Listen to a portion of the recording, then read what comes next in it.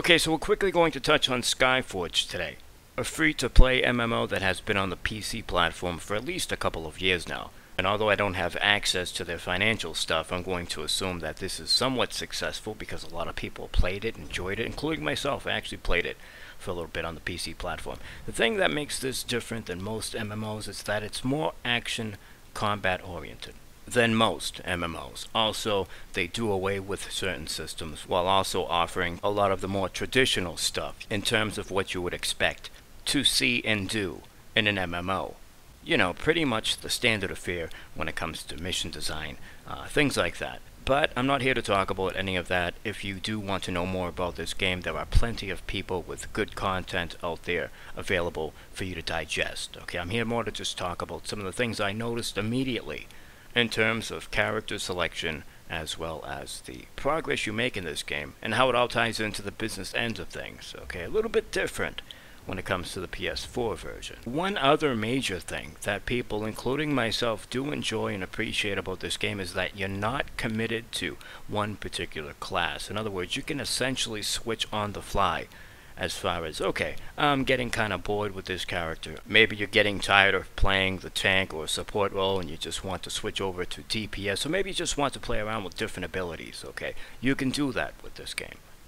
I'm not going to show you anything that's going to spoil the game. This is all footage from just the training area. One thing I noticed immediately, now my memory could possibly be failing me, and if that's the case I apologize, but I could have sworn in the PC version you were actually able to try out more than just 3 different classes. Again, I could be mistaken, but in any event, when it comes to how you actually unlock classes in this game, there is a big difference between the PC version and the PS4 version, and I'm just curious to why that is. I'm being sarcastic, of course. I know exactly why they're doing this, and that's to make more money. It doesn't take a rocket scientist to figure it out. You're more than welcome to try to sit there and justify this, how 3 million credits isn't that much money to unlock these characters because that's how much it actually cost. But that's not the point, is it? That's not the point. The point is that these developers pulled the bait and switch, okay? I'm not sure if they think that the console players are naive or just dumb or something, but the fact is they went around and screwed with their own game design, their own formula. Let me try and explain. One of the most incentivizing things for me anyways when it comes to playing the PC version was, in fact, the ability to unlock classes naturally, organically, by simply playing through the story. That's gone. Let me explain something else. How this could actually be very self-destructive as far as the player base is concerned in terms of the long run. Because think about this again. Sometimes I would get a little bit bored of this game, but just knowing that there's a new class around the bend that I could unlock that has different abilities and things like that was exciting. It kept me playing. It gave me an incentive. Can you understand that, developers? It kept me engaged, and you took that element, that component, completely out of the game, and you replaced it with this paywall, so to speak. And although, yes, 3 million credit might not be a big deal, you can farm that well within a week, easily. Couple of days maybe if you're hardcore. But that's not the point, is it? Anyways, here's something that's worth mentioning. The reason why I'm making this video is because I was out there trying to find other people that felt the same way. I found a megaton of people, but I saw that when it comes to the YouTube community, most people that were making video content on SKYFORGE PS4 version, mind you, and I noticed that people were either ignoring it, making excuses for it, or more importantly, justifying the existence of it. One thing I also noticed is that there were quite a few people in the comment section upset in these videos. They felt let down or betrayed because these YouTubers weren't being real. They weren't being honest. And so yeah, I get it. You know, it's a free-to-play game, they got to make their money somehow. And I'm just gonna call it like I see it though. I mean, this game is pay to win, for God's sake. Bottom line is that you did not have to go with this kind of a business model, Firefly. You chose to. There are quite a few awesome, consumer-friendly, free-to-play business models out there. I think the most finest of examples is Path of Exile. It's a shame, really. Why is it a shame? Because the reality is, yes, a lot of console players are new to the free-to-play MMO. And it's not because they don't like these games, it's that they never had the chance to play them. And now they do get the chance, They get excited about this SKYFORGE, and this is the experience. This is the first experience they have with a free-to-play MMO. So you could at least understand how maybe some people might walk away from the experience altogether and just say, no thanks, I'm all set with that.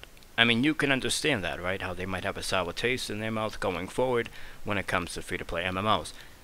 I'm not saying it's justifiable or it's rational, but you can at least get it, right? How some people might get turned off by this and not look back going forward. I made a video talking about Dungeon Defenders too, how I thought it was very disgusting how they were keeping that game locked behind a paywall in early access for the PlayStation 4 version, but it's been released to the public on PC platform forever. I said I thought it was gross, and I caught a little bit of hate for it, but it goes with the territory, whatever.